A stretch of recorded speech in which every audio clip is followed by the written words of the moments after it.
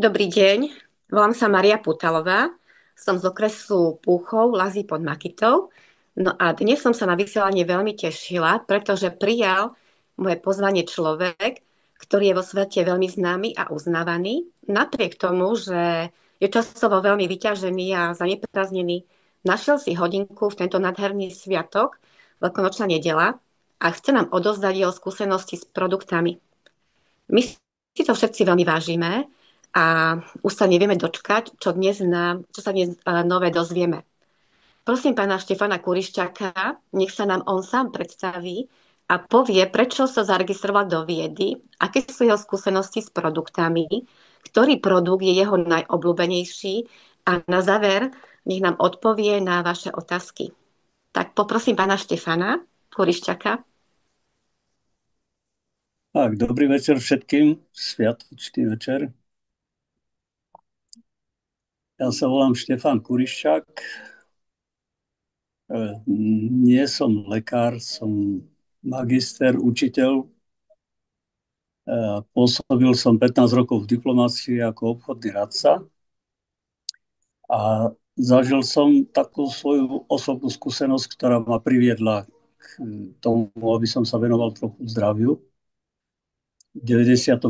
roku som mal rakovinu žalúdka a naučil ma akademik Bolotov, jadrový fyzik a matematik, niečo, čo lekárov zrejme zámerne neučia. Čím ďalej, tým viac som o tom presvedčený, že je to zámer.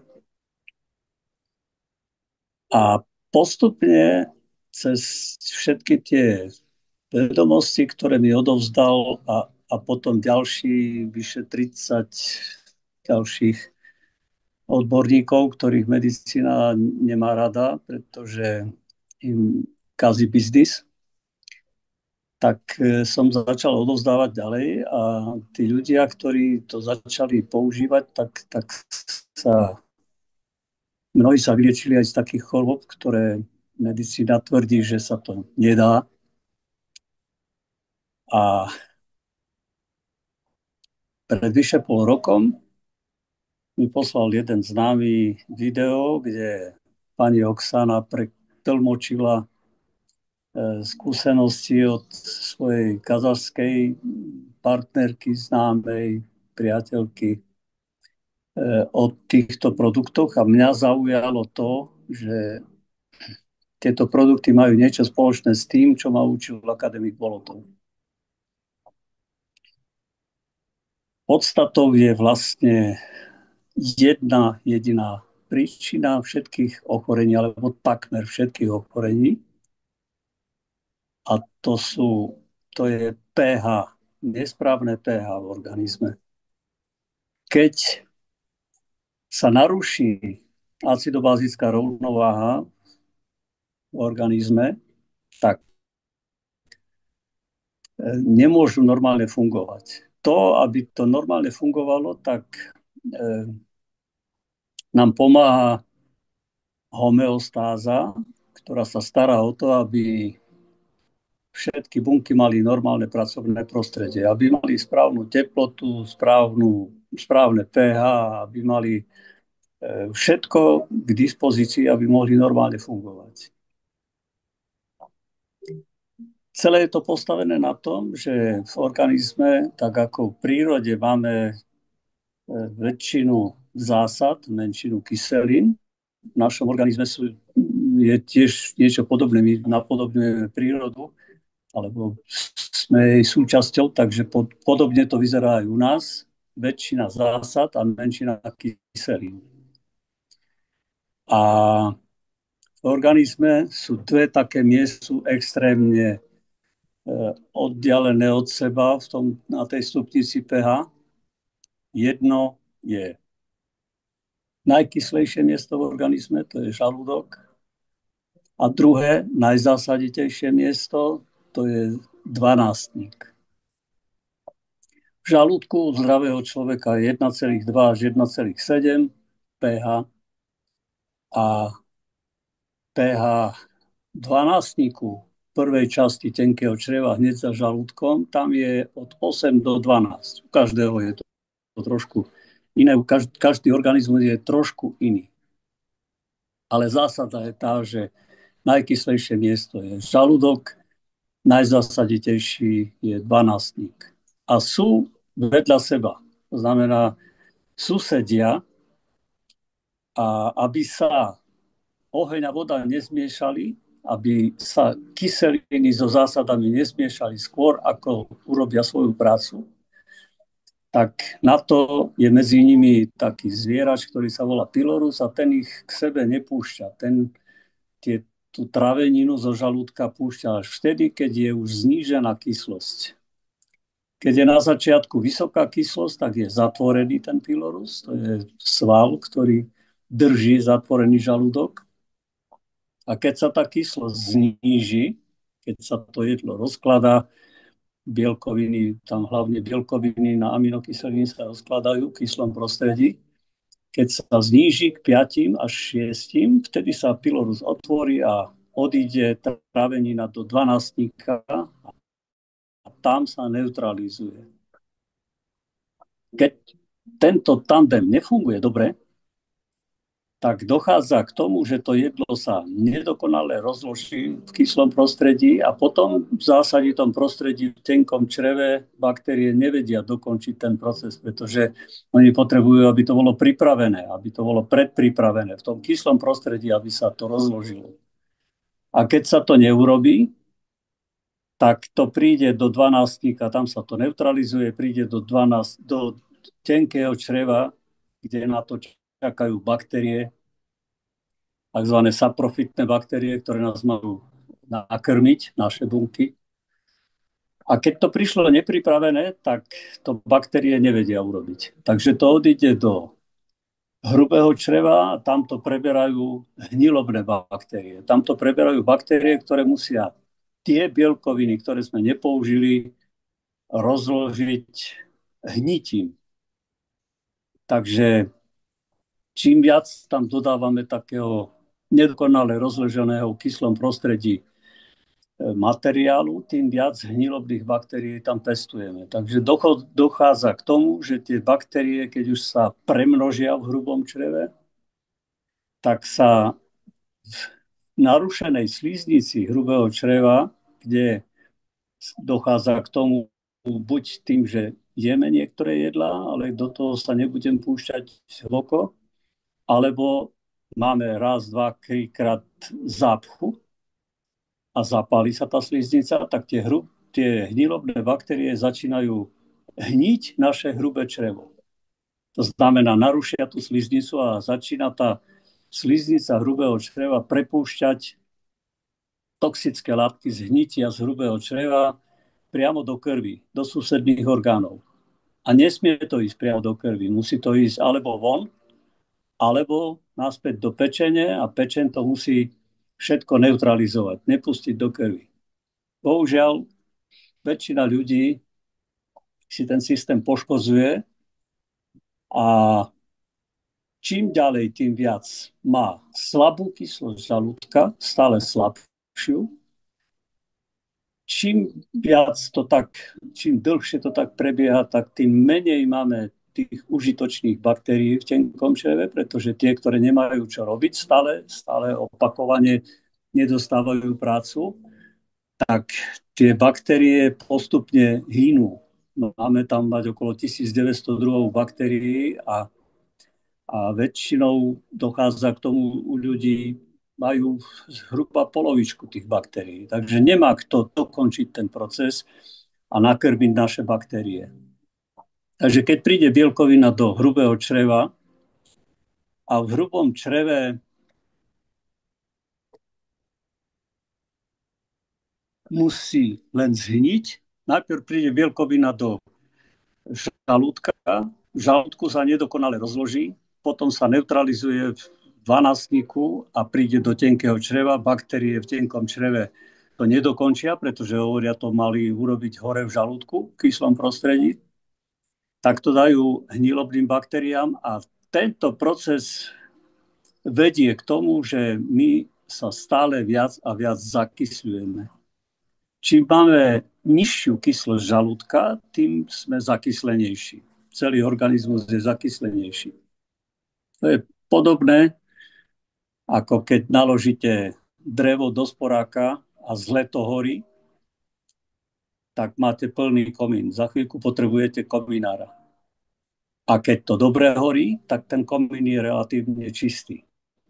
Takže presne to isté prebieha aj v organizme. Žalúdok musí byť dobrý spaľovací motor. V ajurvede sa tomu hovorí, že by tam mal byť oheň Agni, bol boh ohňa Agni v tele. A ako to súvisí s viedou? Spoločnosť vieda ma nadchla tým, ja som dlho odkladal to video, ktoré pani Oksana prekladala, pretože bolo dlhé a nikdy nemám toľko času, aby som sa započúval do nejakého videa alebo zapozeral. Raz som cestoval na východné Slovensko a mal som vo vlaku dosť času, tak som si to popočúval. No a okamžite som bol presvedčený, že je to presne to, čo potrebujem do toho systému celého, do tej skladačky. Takže som navštívil pani Oksanu v Bratislave a bol som presvedčený o tom, že to je to, čo zabezpečuje taký základ pre všetko. Ja som protivník všetkých tých postupov medicínskych, ktoré sú postavené na tom, že sa nejakými operáciami odstraňujú následky. Je to nezmysel, tam tá symptomatická medicína už patrí do stredoveku. Bohužiaľ, Rockefellerovská medicína odstránila z tých komplexných prístupu, kedy sa ľudia liečili prírodou, odstránila všetko, čo tam bolo. Všetky nutriciológiu, akupunktúru, akupresúru, bylinky, všetko sa snaží odstrániť, pretože Rockefellerovci svojho času začali používať výrobu liekov aj z ropy a podporovali všemožne nielen lekárov, ktorí sa touto cestou a oni im dávali všelijaké granty, ale vyloženie medicíny a lekári napriek tomu, že skladajú Hippokratovú prísahu, on mal také heslo, že jedzte tak, aby jedlo bolo vašim liekom, lebo inak lieky budú vašim jedlom, tak celá medicína vyzerá presne naopak. Lieky sú pacientov. V Čechách je taký doktor, ktorý napísal knižku, takú brožúrku, jak vyrobiť pacienta, doktor Hnízdil, určite ste o ňom počuli. A je to krásne opísané, ako sa z obyčajného pacienta stáva chronicky pomocou liekov. Čiže ak prídete k lekárovi, neexistuje podľa súčasnej medicíny zdravý človek. Ani jeden nie je zdravý človek. Vždy, keď máte nejaký symptóm a prídete k lekárovi a on má už v tabulkách vyše 80 000 diagnóz a vždy vám nejako napasuje. A stačí, aby vám dal jeden liek, za chvíľku budete mať ďalšie 2 a potom ďalšie 4, pretože všetky tie lieky spôsobujú nejaké vedľajšie účinky a my sa potom liečíme od tých vedľajších účinkov. A keby sme mali sa pozrieť na to, čo treba zabezpečiť v organizme, aby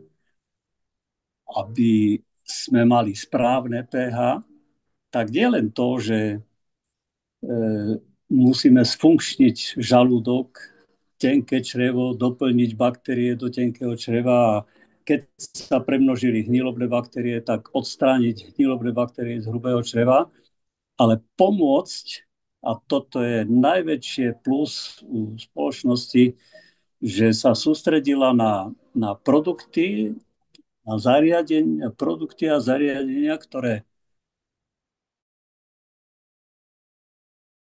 všetky naše bunky sú s výnimkou pankreasu vyrábajú kyseliny. A kyseliny to sú vlastne kladné náboje. Keď sa pozrieme na stupnicu pH od 0 do 14, 7 je neutrálne prostredie, od sedmičky k nule. Čím bližšie k nule, tým viac kladných jónov, tým kyslejšie prostredie. A od sedmičky ku 14, čím bližšie ku 14, tým viac záporných jónov, tým zásaditejšie prostredie. A všetky naše telesné tekutiny by mali byť slabo zásadité. To znamená, keď sa posunieme do kyslej roviny alebo do zásaditej roviny, a jedno aj druhé je pre nás zhubné. My potrebujeme byť len slabo zasadití. Takže keď chceme, aby naše bunky dostali kyslík a živiny, tak potrebujeme mať funkčnú krv. A funkčná krv je taká, kde sú krvinky, červené krvinky oddelené od seba. To znamená, že sa držia, že nie sú zlepené. Ľudia, ktorí málo pijú vodu, majú zlepené, ktorí pijú alkohol, majú zlepené, ktorí majú nedostatok záporných ionov, majú zlepené. A keď si zoberieme srdcovo-cievny systém, on pozostáva z artérií, potom tenších arteriol a potom kapilár, a tých kapilár je úplne najviac, 80%. Aby sa krv dostala do kapilár, musíme si uvedomiť jednu vec, že červená krvinka, ona je o trošku väčšia, ako je, ona sa musí tak skrčiť a pretlača sa cez kapiláru, vtedy odovzdáva, zhazuje zo seba ten kyslík, ktorý ide do medzibunkového prostredia, odkiaľ si ho bunky berú. A kto má zlepenú krv, tak sa do kapilár nedostáva. Keď sú zlepené tie krvinky do takých mincových stĺpikov, alebo ešte to nazývame rulo, z francúzštiny, rulo, tak taká krv funguje už len na 20%. Vzhľadom k tomu, že väčšina je kapilár, všade sa musí krv dostať. A všade, kam sa krv dostáva, tam sa všetko rieši. Všetko od prírody máme pripravené na to. Keď sa zraníte, tak normálne sa to samo lieči. Vidíte, ako sa tá rana zacelí, ako vznikne chrasta a potom tá chrasta odpadne. Čiže normálne organizmus sa sám lieči, pokiaľ mu nebránime. A nebránime, to znamená, že keď zaistíme, aby sa tá krv naozaj ku všetkým tkanivám, ku všetkým bunkám dostávala. A keď začnú prevládať kladné jóny, tak prestáva aj normálne fungovať, pretože bunka tým, že je obalená kladnými jónmi, pretože vyrába kyseliny, vo vnútri je bunka prevažne záporne nabitá a po svojom povrchu kladne nabitá. Takže keď tam príde záporný jón kyslíka, bunka si ho ako magnet pritiahne a začne vyrábať veľa energie. Keby sme si zobrali taký príklad, jasné, že v bunke prebieha 10 chemických reakcií, tam voláme to Krebsov cyklus. Keď sa sústredíme iba na základné prvky, ktoré potrebuje bunka, mitochondrie, ktoré vyrábajú energiu, keď dostane bunka jednu molekulu kyslíka, záporne nabitú, jednu molekulu glukózy, tak vyrobí v mitochondriách 36 molekúl energie, alebo tomu hovoríme adenozín trifosfát. Keď dostane bunka k tomu ešte aj molekulu zdravého tuku, toto znamená zdravý tuk, nie ten, ktorý nám potravinársky priemysel na pošepkanie farmaceutického priemyslu začal dávať. Namiesto masla nám dáva ramu, samu a neviem, ako sa volajú. Namiesto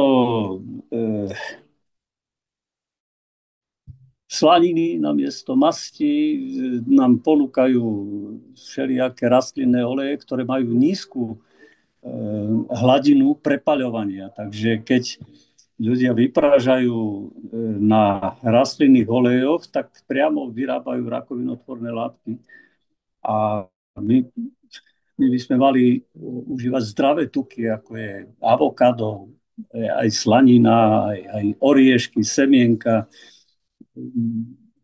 zdravé tuky. A tie nám potravinársky priemysel odobral, keď napríklad zobral mlieko, odtučnil mlieko, odobral tie zdravé tuky a nahradil to škrobom, tak vlastne k tým cukrom, ktoré už v mlieku sú, pridal ešte ďalšie cukry. Škrob je veľmi rýchlo straviteľná alebo premeniteľný cukor na energiu. Lebo keď tam nedali škrob, tak to mlieko tučnené vyzeralo ako voda, len slabo do biela, takže museli to zahustiť a zahustili to tak, že tam pridali ešte ďalší cukor. Cukor je to, čo nám škodí. Medicína nás presvieča, že nám škodí soľ, ale vôbec to nie je pravda. Bez soli život neexistuje. A ako teraz celý svet presviečajú, že CO2 nám škodí, a v skutočnosti je to presne naopak. Bez CO2 život neexistuje. A keď človek popočúva tie rady, že by nemal soliť, tak nedovolí organizmu vyrobiť najdôležitejšiu z kyselín, ktoré sa v žalúdku vyrábajú. A vyrába sa ich 31.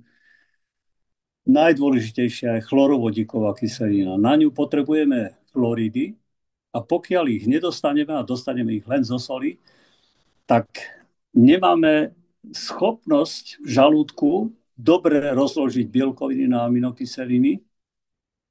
A za druhé, žalúdok musí byť sterilizátor. Všetko to, čo prichádza s jedlom, pokiaľ tam prichádzajú baktérie, parazity, plesne, všetko, čo jeme, pokiaľ máme nedostatočne kvalitnú žalúdočnú šťavu, a na sterilizácii sa najviac podieľa práve chlorovodíková kyselina, tak tie parazity, glísty, baktérie, všetko, čo nám ubližuje, tie patogénne mikroorganizmy sa dostanú do čriev a potom, keď hnilobné baktérie narušia tú sliznicu hrubého čreva, tak dostanú sa, darí sa im dobre, pochopiteľne. Prechádzajú cez tú stenu hrubého čreva, hovorí sa tomu syndrom deravého čreva, prechádzajú do celého organizmu. No a keď dáte do krvi dostatok záporných ionov, tak prvé, čo sa dosiahne, to je, že červené krvinky sa oddelia od seba. Medzibunkového prostredia, pretože prechádzajú, keď sú samostatné, tak prechádzajú ľahko do kapilár. Som hovoril, že keď sú zlepené, sa nedostávajú, sa dostávajú len do arteriol, ale do kapilár málo, len tie, čo sú statné. A vtedy, keď bunka dostane kyslík, čím viac buniek dostane kyslík, tým viac energie začne vyrábať. Dokáže dokonca zvýšiť teplotu, lebo to je jej prirodzený nástroj na zabíjanie patogénov. Takže keď napríklad sa použije pri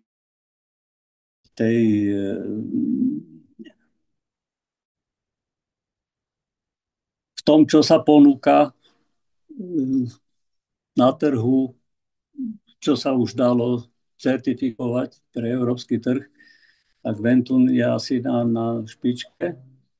Vyrába veľké množstvo záporných ionov, cez nohy sa dostávajú do krvi, krv sa dokáže zabíjať patogény. To, čo medicína robí presne naopak. Keď sa zvýši teplota, tak sa ich snaží potlačiť a imunita sa štartuje až pri 38,6. Takže keď máme 38 stupňov a zbíjame teplotu, tak vlastne ubližujeme nášmu orgánu. On sa prirodzene vysporiadal s tými patogénmi, ktoré sa premnožujú. Druhá vec, že čím viac buník vyrába energiu, a to je všetko tým, vďaka tomu, že ten kyslík sa stane záporne nabitý,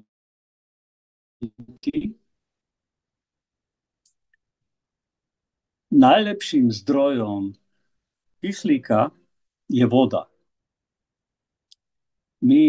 Každý si myslí, že my kyslík dýchame, hlavne dýchaním získávame, ale dýchanie to je určitým dýchaním získávame doplnkový kyslík, pretože vo vzduchu je len 21% kyslíka a väčšina tých molekúl vo vzduchu je 21% kyslíka, 79% dusíka zhruba, pretože tam sú ešte nejaké plyny, veľmi málo,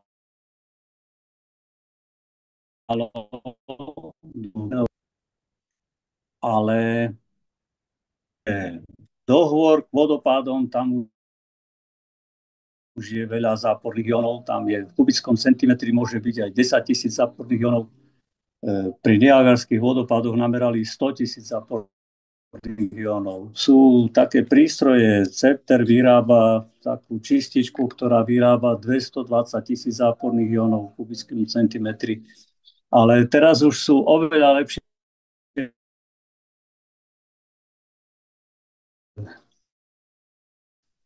urobili dokonca taký prístrojček, ktorý vyrába 18 až 20 miliónov záporných jónov. Ale najdôležitejšie je, ako ich dostať do tela. A spoločnosť vieda vymyslela spôsob, ako ich efektívne dostávať do tela. Jeden zo spôsobov to sú vložky do topánok, ktoré vyrábajú tie záporné jóny, pretože tam sú čipy, ktoré vyrábajú tie záporné jóny a ľahko sa dostávajú pri chôdzi do krvi cez nohy. Dámske hygienické vložky, ktoré sú použiteľné vlastne pre každého, pretože tiež vyrábajú záporné jóny, takže liečia sa často aj muži, ktorí majú trebárs problémy s prostatou alebo hemoroidmi alebo zápaly močových ciest. Dokonca aj keď mám jednu takú skúsenosť, ktorá dostala mumps, opuchlo hrdlo, väčšinou takíto ľudia končia v nemocnici na nejaký čas, tak si nalepila tú vložku na krk a ráno bola úplne odpuchnutá, všetko v pohode, bola úplne ako keby sa vyliečila. Ďalšia pani, ktorá 2 roky nemohla spávať, tak si nalepila na čelo vložku a prvýkrát po 2 rokoch som normálne zaspala. Takže sú to fantastické účinky a všetko je to o tých záporných jónoch. Potom sú tam okuliare, rám, ktorých je z grafénu a ten obsahuje a vyrába tie záporné jóny. Je úplne revolučná vec. Teraz dokonca aj v Spojených štátoch začali propagovať aktivátor buniek, nám to volajú Ionic Care. A napriek tomu, že existuje nejaká taká obchodná vojna medzi Spojenými štátmi a Čínou, tak tu sa spojili také dve technológie. Američania prišli na to, ako fungujú terahertz vlny a aktivátor buniek zabezpečuje. Je tam taká násadka, trubica, ktorá dokáže tie terahertzové vlny vyrábať. A keď sa fúka na telo, tak tie terahertz vlny vstupujú hlboko do organizmu a krúživými pohybmi dokážeme aktivovať tú vodu na maximálnu úroveň. Takže aj tie kyslíky, ktoré sa nájdú v tom medzibunkovom priestore, tak bunky si ich chytajú, rozchytávajú si priamo a vyrábajú veľa energie. Niektoré vyliečenia rán sú priam zázračné. Mám priateľa na Morave, ktorý má kliniku a jeho brat 2 roky mal otvorené rany, pretože bol diabetik, je diabetik, mal bercové vredy, tak neuveriteľne o 100% sa len večer pofúkali tým aktivátorom buniek po 3 minúty, trikrát po 3 minúty a ráno to bolo o polovičku lepšie a o 2 týždne už nemal vôbec rany, ani stopy po ranách. Čiže trápil sa tým 2 roky. Chodil stále, obvezoval si to, pretože mu to mokvalo.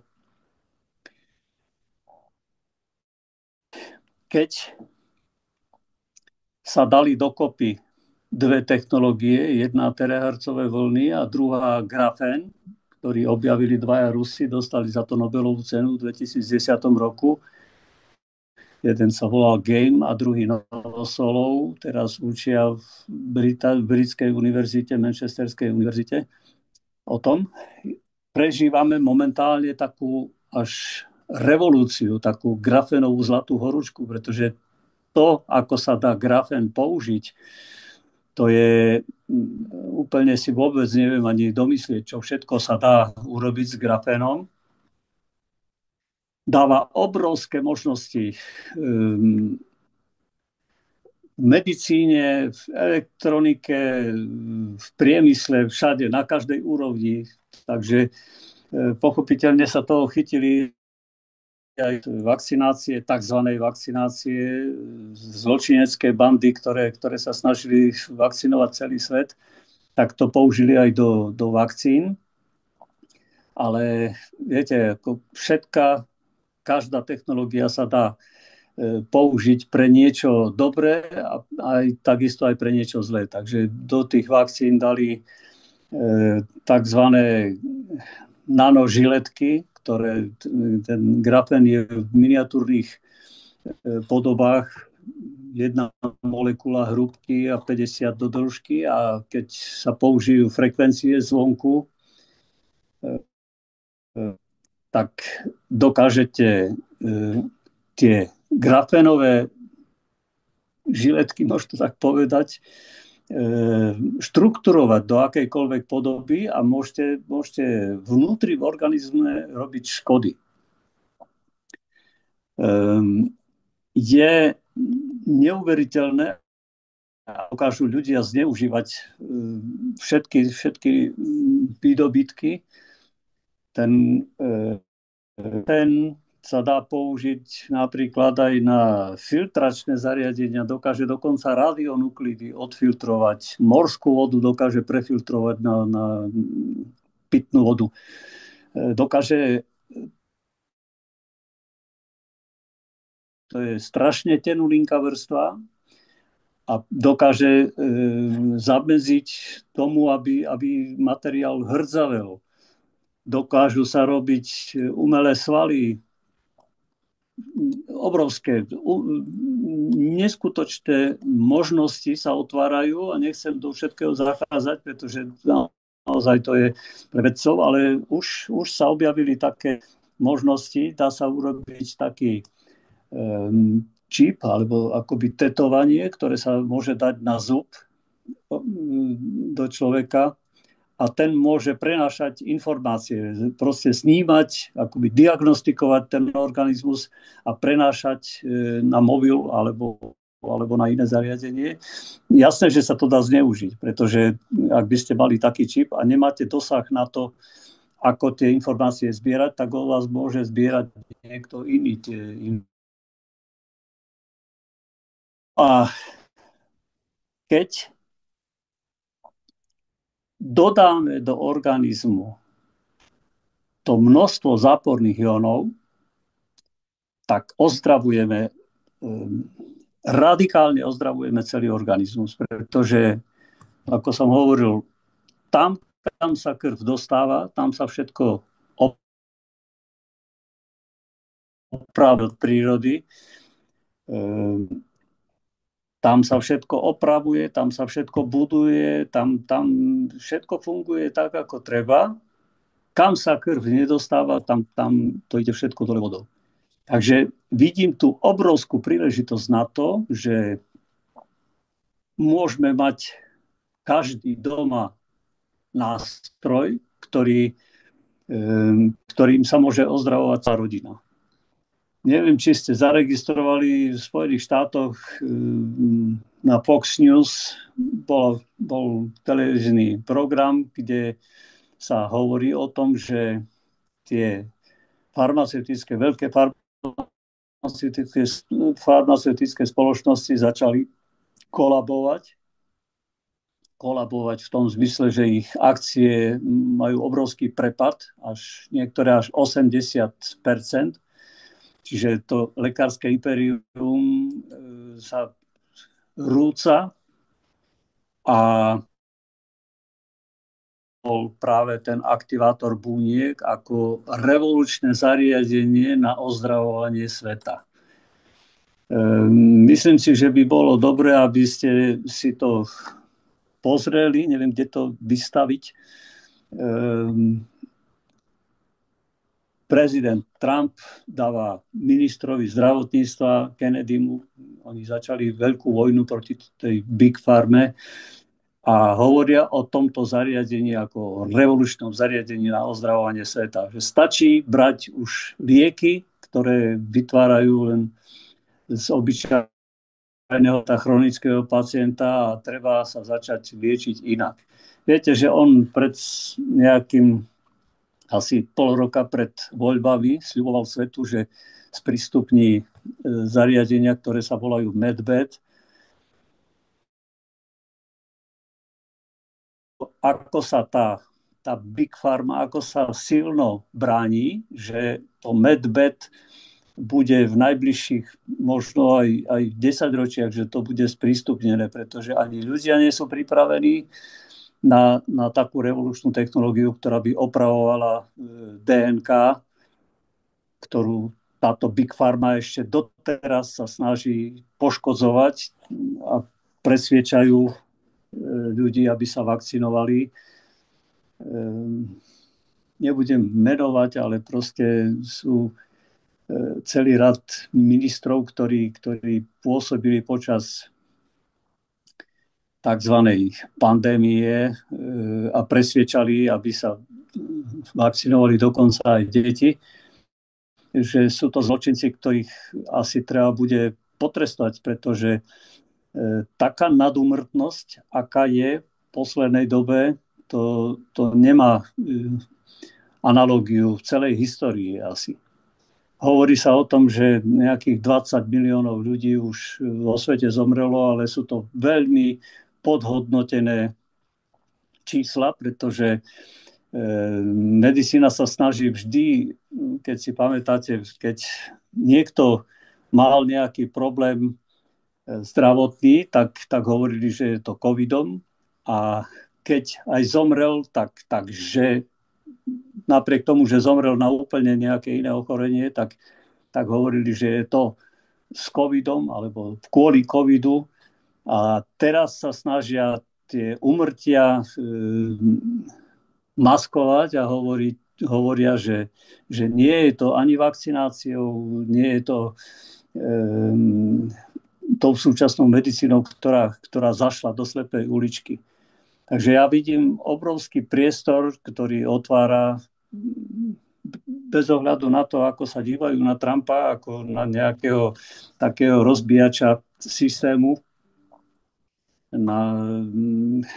Označujú ho všelijako, ale ja si myslím, že tak, ako on otvoril dvere pre zmenu, pre systémovú zmenu vo svete, tak to asi nikto neurobil. A to je také Overtonovo okno sa otvorilo, takže teraz sa budú všetci tí, ktorí majú čo povedať k tomu, a Slovensko je na tom fantasticky. Mne sa veľmi páčilo, ako sa postavili aj proti pandemickej zmluve, aj to, ako sa prešetrujú tieto zločiny počas covidu, pretože nejde o nič iné ako depopuláciu. A my máme veľkú šancu práve touto spoločnosťou pre zdravie a prosperitu urobiť pre seba veľkú zmenu.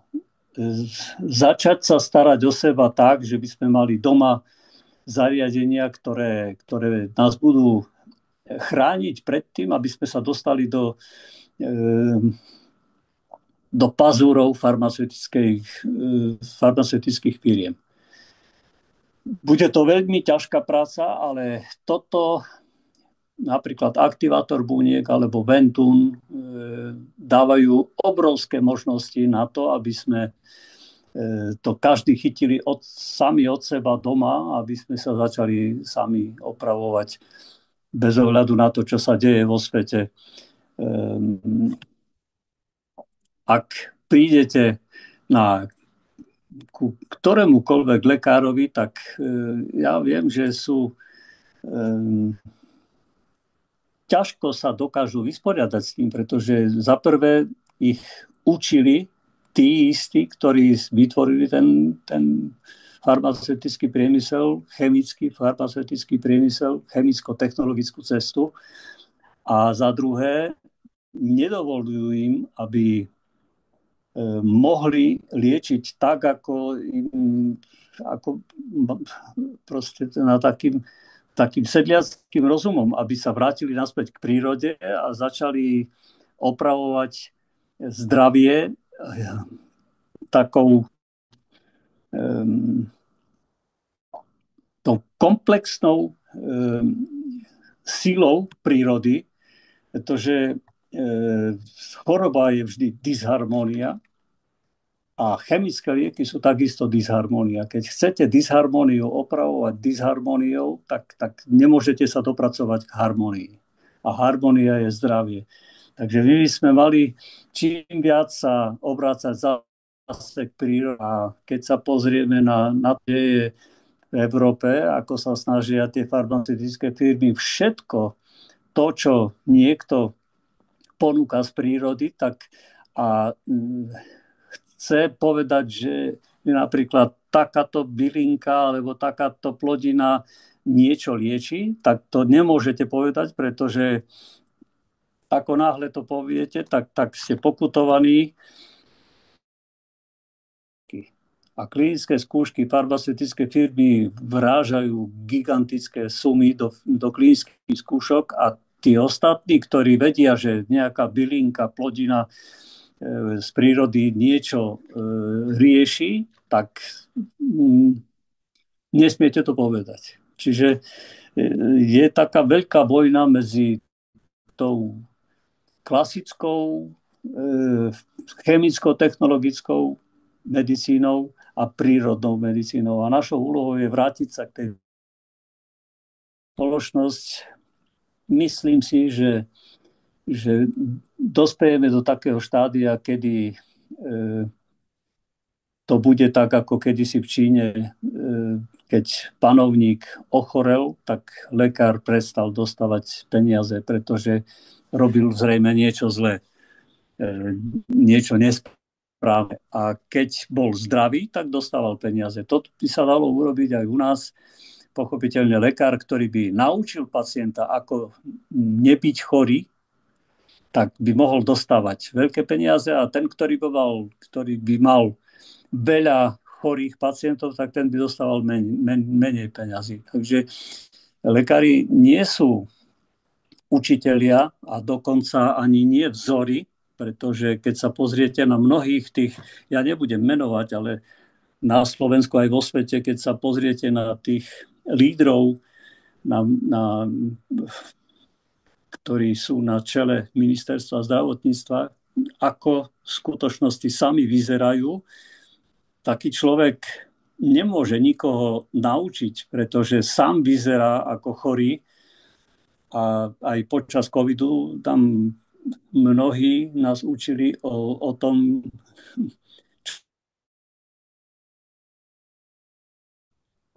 by sa mali skryť a nie učiť niekoho, že ako byť zdravý, keď sami sú nezdraví na prvý pohľad.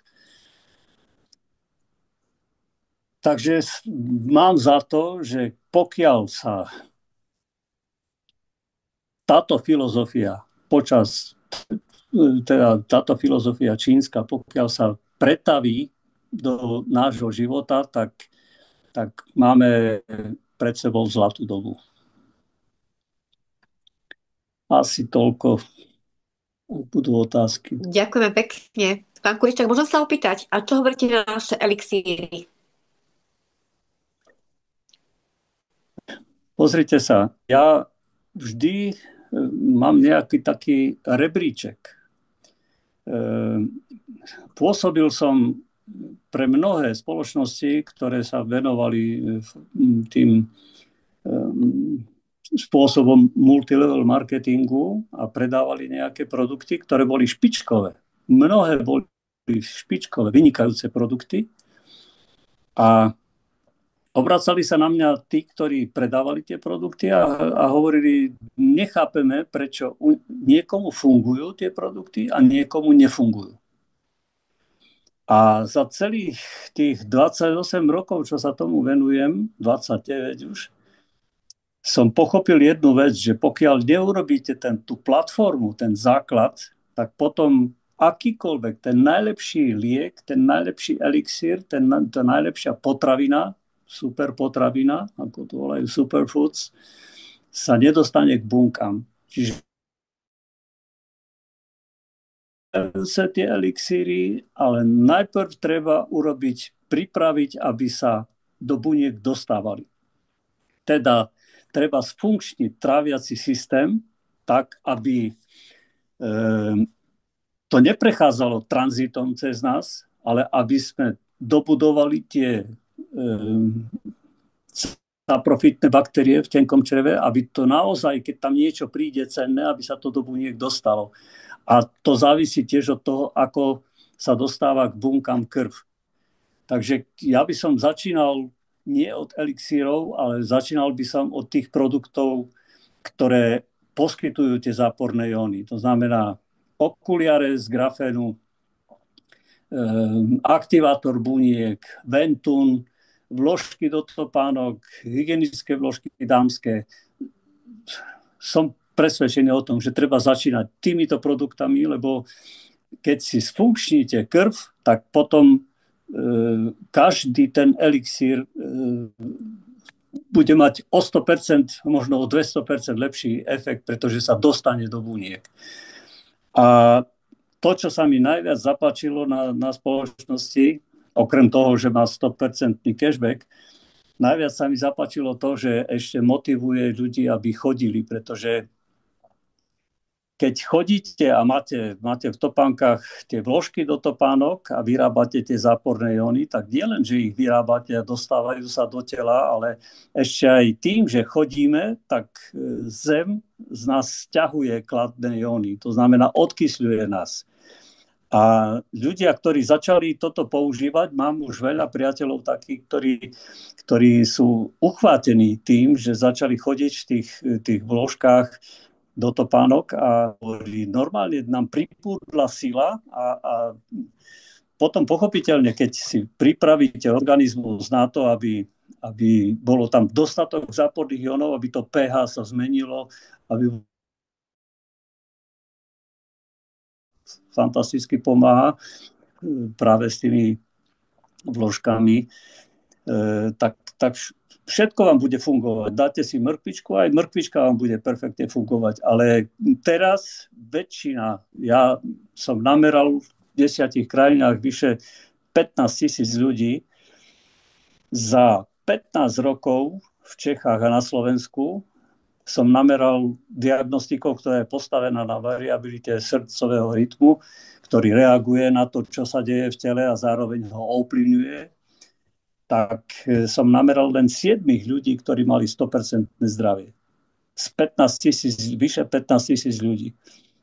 Väčšina ľudí nedosahuje 35% úroveň zdravia. Vyše 2/3 ľudí nemá viac ako 35% úroveň zdravia. Takže môžeme potom, vidím to ako takú zrádnu cestu, pokiaľ začneme od produktov, výživových produktov, pretože potom ľudia povedia, no a ja to beriem a už 2 mesiace beriem a mne to nefunguje. Čiže aby sa nestalo to, že to je, urobí nám to zlé meno, pokiaľ začneme od toho nesprávneho konca. Musíme si najprv vypraviť ten základ a vtedy každý ten produkt urobí 100% efekt. Presne to ako chodenie, keď 10 rokov denne, je to fantastické, pretože za prvé rozhýbete telo, rozhýbete lymfu a tie záporné iony pomáhajú, aby aj krv, aj lymfa boli viac tekúce, aby sa ľahko dostávali všade, tak urobíme strašne veľa pre seba.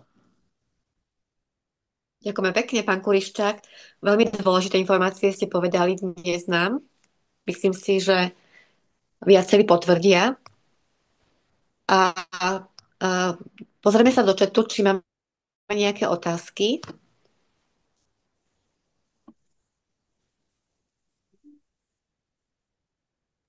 Keď dovolíte, Mária, ešte sa chcem pánu Štefanovi poďakovať, že tak jednoducho zrozumiteľne nám to všetko vysvetlil, lebo mnohí ľudia nemajú ani šajnu, čo sú anióny a ako to vôbec funguje v tom tele. A veľmi to pomôže, veľa ľuďom táto konkrétna dneskajšia prezentácia bude dávať zmysel vôbec, čo vlastne my máme v rukách. Ja až dneska tak uvedomila sama, že čo sa to nám dostalo do rúk, to až taký môj osobný wow efekt, že vďaka Bohu, že pomôžeme sebe, svojim rodinám a keď budeme otvárať ústa, tak pomôžeme slovenskému, českému ľudu a aj mnohým iným ľuďom vo svete šírením tejto informácie. A intuitívne, keď som ja zakupovala, pamätám, že som sa registrovala, zakúpila som vyslovene všetky prístroje, ktoré sa dali. Až v druhom alebo v treťom mesiaci som začala testovať naše elixíry a sojové peptidy a postupne proteíny, čiže všetko tak prišlo intuitívne. Takže ďakujem, Štefan, že tak to potvrdil všetko dokonalo. Proste ani sme sa o tom nemali čas ani poriadne porozprávať. Takže takto. Super, ja som veľmi vďačný za to, čo pani Oksana spravila, pretože to je na takú v úvodzovkách až Nobelovú cenu za medicínu, pretože toľkí ľudia, ktorí sa to naučia, ktorí si opravia to svoje zdravie, to možno celá medicína, tá Rockefellerovská medicína nikomu nedá. Takže je to nová cesta, ktorej by sme sa mali chytiť všetci a vyskúšať si na sebe. Neponúkajte nikdy nič, čo si nevyskúšate na sebe, pretože potom nebudete presvedčiví a zaradíme sa potom do celého radu tých MLM spoločností, kde ľudia začínajú, nepoužijú na sebe, nevyskúšajú si a presviečajú, že kúp si to, lebo je to super. A tam sa hneď odhalí ten podvod, pretože tí ľudia, ktorým sa to núka, tak oni hneď zacítia, tak ako je 90% reklamy falošnej, ako snaží sa veľmi prikrášliť podstatu, len aby predali. A my potrebujeme to presvedčenie predávať, lebo toto najviac predáva ľudia, keď pocítia, že ste naozaj niečo vyskúšali a že to funguje, oni to vycítia. Pokiaľ vycítia, že chcete len za každú cenu predať, tak sa to zastaví. Všetky tie MLM spoločnosti sa zastavili práve na to. My sme vďačné, že ja som uvedomila po krátkej dobe spolupráce so spoločnosťou, fakt veľmi rýchlo, že ja nemám potrebu nikoho presvedčať, ja len poviem, že reálne toto, prečo som ja kúpila sebe produkty, ja len toto teraz ľuďom od začiatku vyprávam. Každý má svoje nejaké problémky, ktoré dokáže s našimi produktami vyriešiť. No v tomto som presvedčená. Ešte, keď dovolíte, prečítam otázky. Dobre, Mari, viem, že ty máš silnú nadchu teraz, silnú, ťažko sa ti rozpráva, tak ťa trošku vymením. Veľmi krásne ďakujú, Štefán, ľudia, tuto. Áno, zoznam ide stále. Poďme na nejaké otázočky, že napríklad, či pomôže aktivátor na alergie? Jednoznačne pomôže na alergie, pretože alergie vznikajú tam, a nielen alergie, všetko vzniká ako poškodenie zdravia tam, kam sa nedostáva krv. Že my tu máme geniálny nástroj na to, aby sme na všetkých úrovniach začali pomáhať len tým, že dostaneme veľa tých aniónov do tela a krv sa správa inak. Krv, ktorá funguje na 100%, to sú oddelené krvinky, a ktorá sa začne zlepovať, tak už funguje len na 20%, keď sa zlepuje do tých mincových stĺpikov, ale keď sa zlepí do konglomerátov, tak už len na 5 až 10%. Takí ľudia sú chronicky chorí.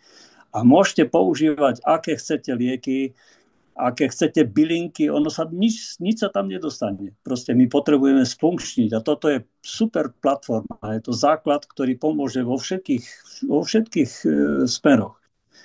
Mám skúsenosti, dokonca aj ľudia v 4. štádiu rakoviny si začínajú pomáhať, lebo rakovina vzniká tam, kam sa nedostáva kyslík. Takže keď si uvedomíme, čo máme fantastické v rukách, to je na nezaplatenie. Áno, ďakujem. Toto bola jedna z otázek, že či aktivátor doporučujete, alebo z vlastných skúseností za ten čas, aj ľuďom s rakovinou, alebo s metastázami, alebo rôzne štádie máme. Skôr my nemôžeme, nie, že nemôžeme doporučiť, my môžeme len povedať nejaké svoje osobné skúsenosti. Čiže už sú aj skúsenosti aj u vás, ne? Dobre hovorím. Áno, ja mám zopár takých klientov, ktorí si pomohli z rakoviny. No jeden si nepomohol, pochopiteľne, keď mu dávali len pár dní života, prežil 4 mesiace, ale tak, že sa staval na nohy, začal chodiť, začal sa cítiť lepšie, bolesti ustupovali.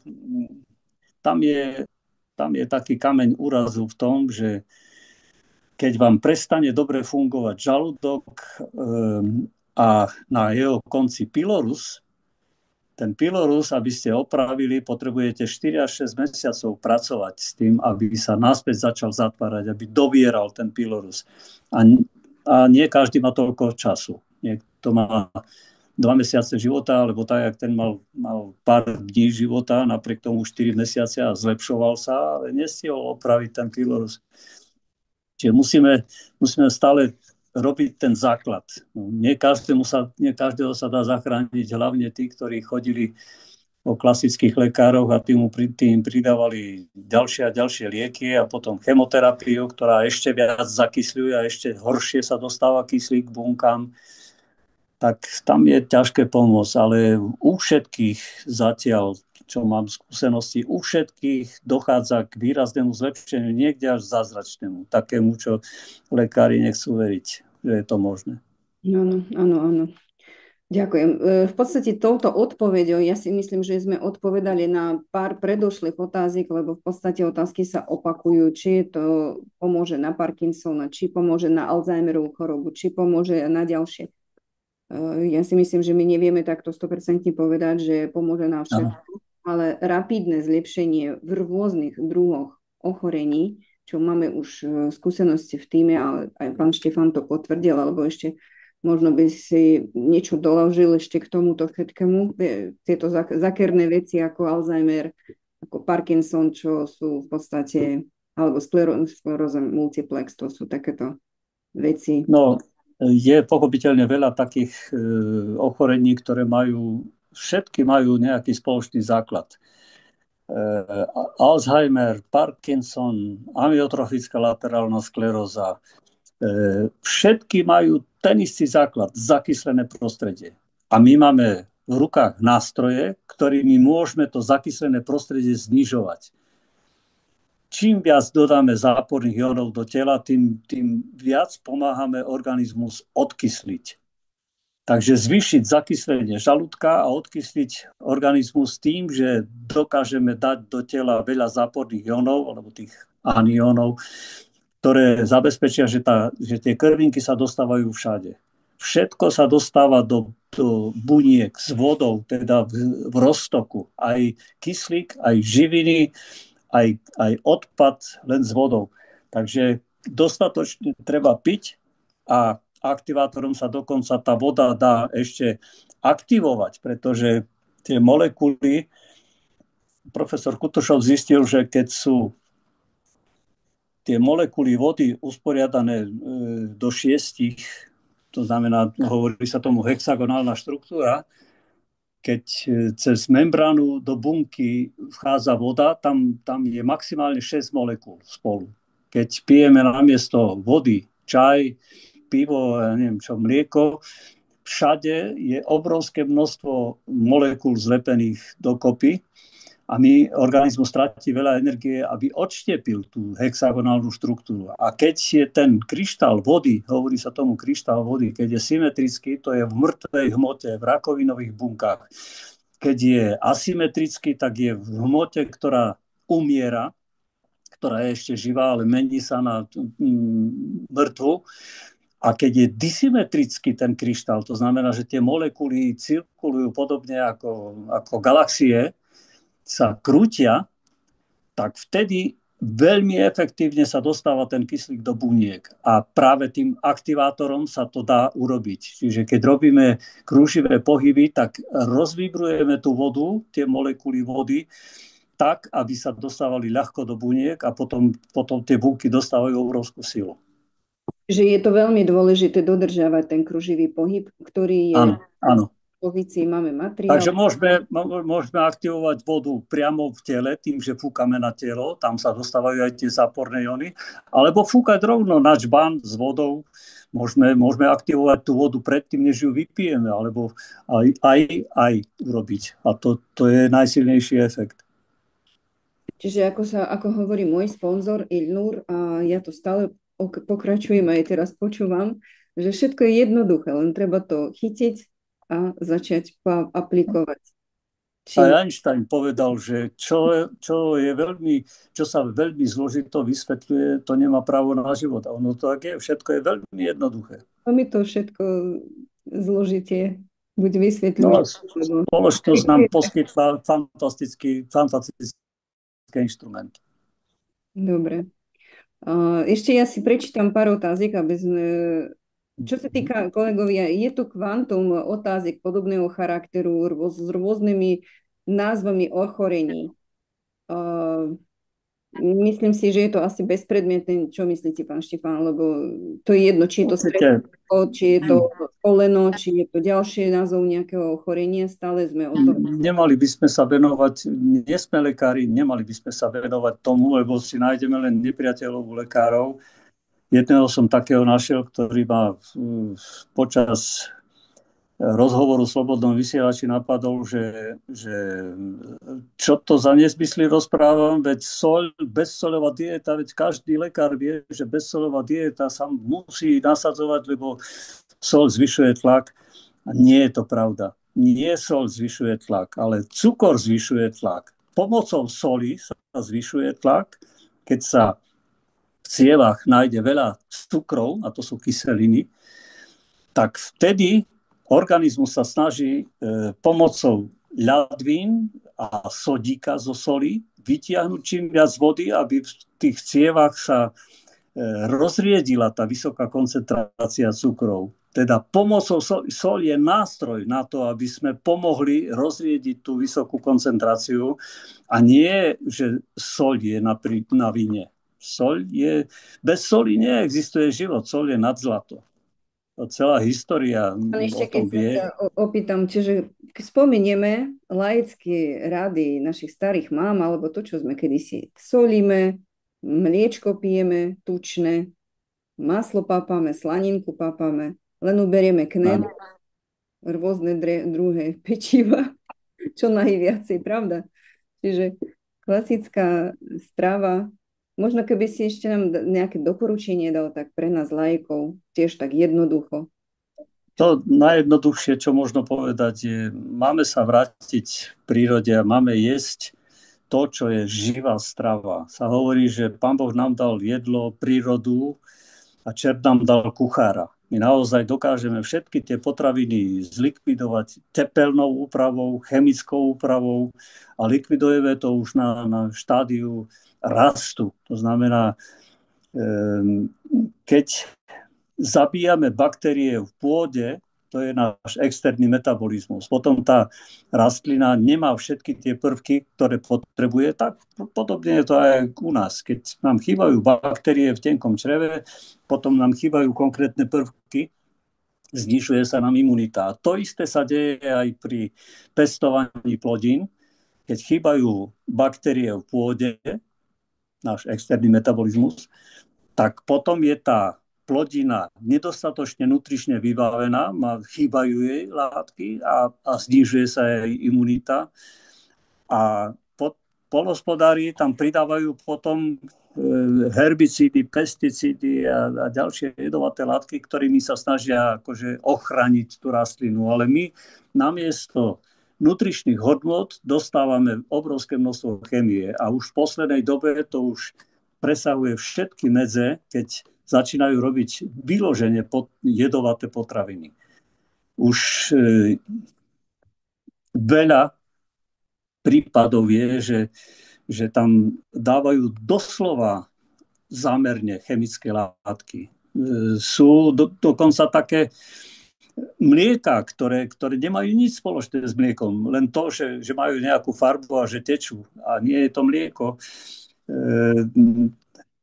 Neviem, kam sa podeli tie kontrolné orgány, ktoré boli ešte za socializmu, sa snažili, proste mali sme kvalitné potraviny a teraz toto, čo ľudia jedia, hlavne mládež, preto keď meriam deti a mládež, tak zdravotne sú na tom horšie ako seniori, pretože to, čo jedia, čo pijú, to len vyzerá ako jedlo, ale v skutočnosti sú to toxické nálože. Takže dáva mi zmysel to, čo si aj OSN naplánovala, že znížiť počet obyvateľov sveta, pretože inak by to nevychádza. Proste toto dávať ľuďom, to sú zločinci, ktorých treba pozatvárať a nie propagovať. Je to hrozné, čo sa deje v tomto svete, ale vďaka nám samotným, že sme hľadáme a ten, kto hľadá, ten nájde. Je to obrovské množstvo partnerov, ktorí našli tieto naše produkty, alebo my našli ďalších ľudí, ktorým o tom povedali. Ja sa chcem poďakovať veľmi, veľmi pekne Márie, že pozvala pána Štefana Kurišťáka na túto grandióznu debatu, takú ľudskú. Ja som aj rada, že tá prezentácia nešla, pretože sme si porozprávali ako normálni, obyčajní ľudia. Pritom všetkom ešte raz chcem povedať, pán Štefán Kurišťák nie je obyčajný človek, je to odborník v svojej oblasti. Viem, že robí aj rôzne druhy diagnostík, chodia za ním veľmi ťažké prípady nevyliečiteľných pacientov, lebo sám sebe dokázal pomôcť kedysi svojho času. Išiel naproti svojmu ťažkomu osudu a zvíťazil ten boj a za ten svoj dlhoročný život, tú prax, získal obrovské skúsenosti a pomáha naozaj obrovskému množstvu ľudí v jeho so zdravím a učí, ako správne v podstate žiť. Lebo robí aj v medzinárodnom prostredí rôzne prezentácie, prednášky po celom svete uznávané v svojej oblasti. Takže možno, keď bude treba, prezdeláme na teba kontakt, keď bude potrebné, lebo ľudia určite sa potom budú pýtať, čo sa a kde sa, tak my ešte možno potom podebatujeme a prezdeláme nejaký kontakt, keď je takáto vôbec kapacita. Dobre. Otázek je veľmi veľa, kolegovia, priatelia. Ešte raz, veľa tu je slov vďaky pánovi Štefanovi. Ďakujem aj ja za pozvanie. Tak. Ja pokiaľ budem mať aj nejaké prednášky teraz na Slovensku, jedna bude v Dudinciach, druhá v Poprade. Ak budete mať záujem vidieť niečo aj s videami a s obrázkami, aby to bolo, nie každý je len audiálny typ, sú aj vizuálne, audiovizuálne typy. Niektorí si to musia aj niečo vyskúšať prakticky. Môžem urobiť prednášku, neviem síce, ako sa to časovo dá zvládnuť, ale vieme nájsť spôsob, ako urobiť. Prednášky robím bezplatne, takže keď dáte dokopy ľudí videoprojektor. Vieme Pán to. Kuriščak, v Poprade bude kedy prednáška? V Poprade. Termín ešte nemáme dohodnutý, len sme sa dohodli, že po sviatkoch, takže teraz najbližšie mám v Dudinciach a zrejme ten ďalší týždeň skúsime si to nejako zosynchronizovať s môjim programom. Predpokladám, že o 2 týždne by mohla byť. Čiže my A môžeme... budete robiť aj diagnostiku? Môžem urobiť aj diagnostiku, lebo Počkajte, ja toto vypnem.